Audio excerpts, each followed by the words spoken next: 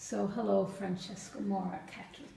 You're you're going to be performing November 7th. November 7th 8:30. at 8:30 at as part of the Latin Free Jazz Festival. Yes, very happy to be in it. Yeah, and so I want to ask you how you feel about this title, and how you feel about I mean, how important is it for you, your cultural identity as a musician, and how does it play in your music?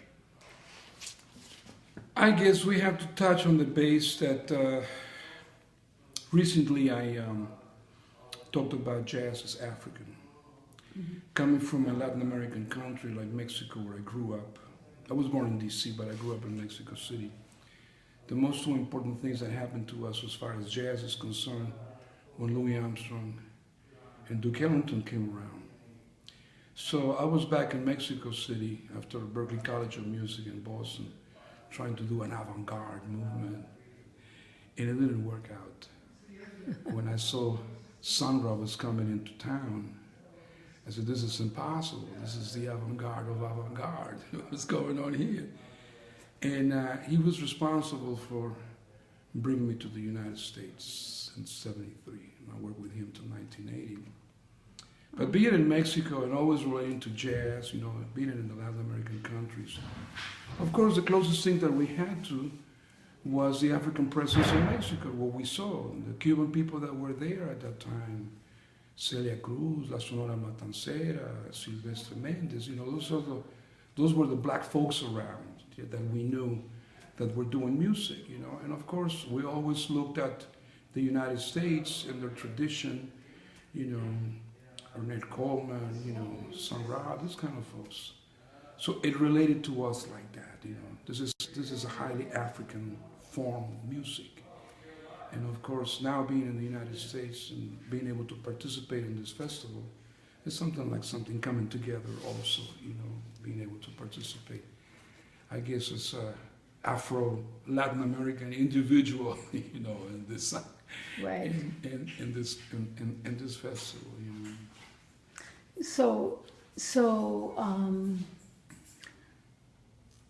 The reason I organized it as this Latin American free jazz is, which you haven't asked me why I did it, because I always felt that when you'll hear Latin jazz, and it means a very specific kind of music. Yes, it does.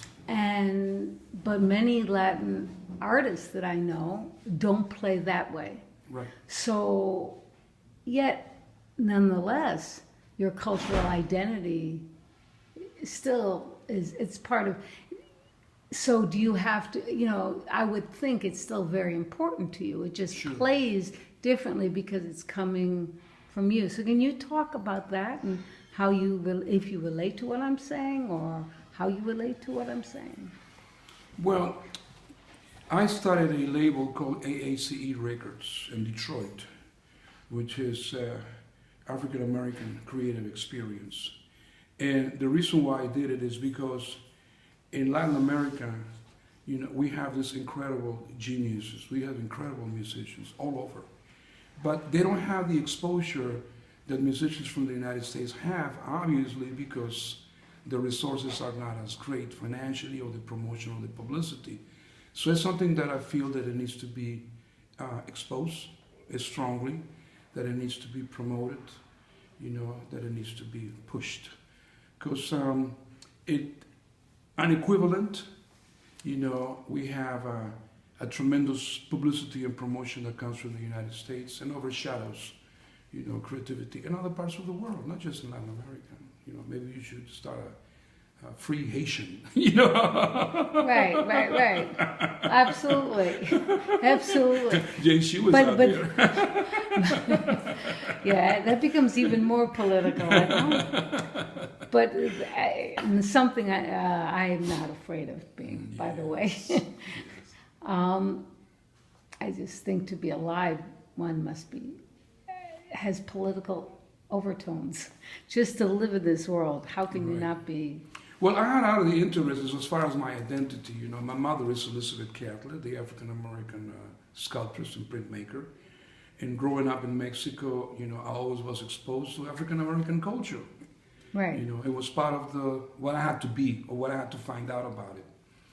And after a while, you know, I ran out of resources in Mexico City, so I had to immigrate and see what black folks were doing in the States, you know. Right.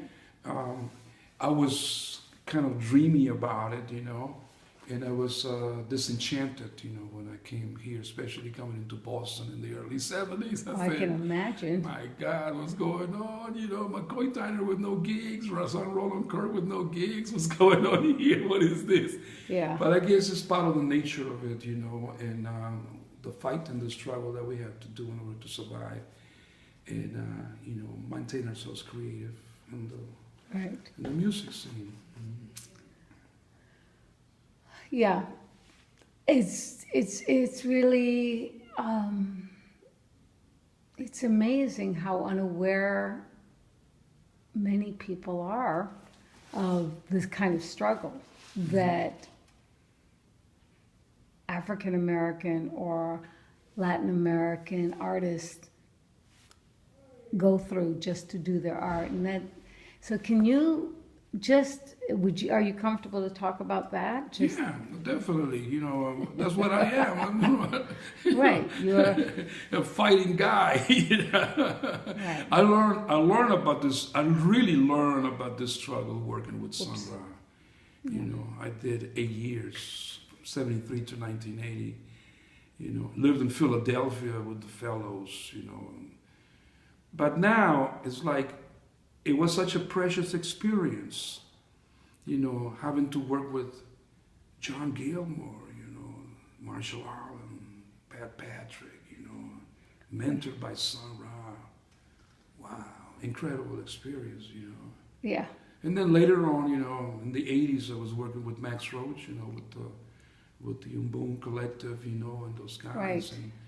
And learn more about the struggle, you know, learn more about how you have to maintain yourself, you know, to really manifest your work. You know, it's primeval, you know, it's Right. prime that you survive, you know, in order to create, in order to make it happen, you know. And that's been all my life. My parents in Mexico, my mother, my father, you know. I'm saving money for my next, you know, for my next piece of wood so I can do another carving, you know. Or I'm putting money away for the next set of, you know, elements, resources in order to create my next painting, you know, that kind of thing. And, you know, and it's always been like that. It's not something strange to me or foreign or, you know. no. Yeah. And sooner or later you realize that it's not about fortune and famous. It's really about manifesting, you know, your art form. It really is, you know. So for you, like,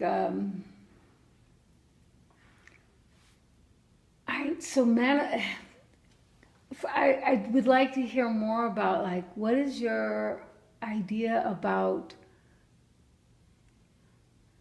the art itself? What is it, your idea about sound or rhythm? And, do you think of, do you rely, where does your art come from? It's an experience. Like, I think it's a collective experience. It's a history of your life, you know, in itself. You know, how the changes that you go through life as you try to, you know, emerge, as you try to manifest yourself through sound. And this, you know, when I was a kid, my parents sent me to an art school in order to learn how to draw and paint and everything, you know. But that was their media. Because when I went home and looked at what they were doing and what I was doing, I said, no, this is not my thing. You know, I have to figure something that nobody else does in the family. And I started playing music. You know, now sound to me is such an incredible art manifestation. It's something that it affects, but you can't touch it or smell it. You know, it's so abstract, you know. And as it comes, it disappears. It vanishes. It goes. That's what I think is so important to record in order to maintain sort of a record of what are you doing, you know. File your what is that that's going on as you progress, as you develop. You know, of course. Oops. I'm sorry.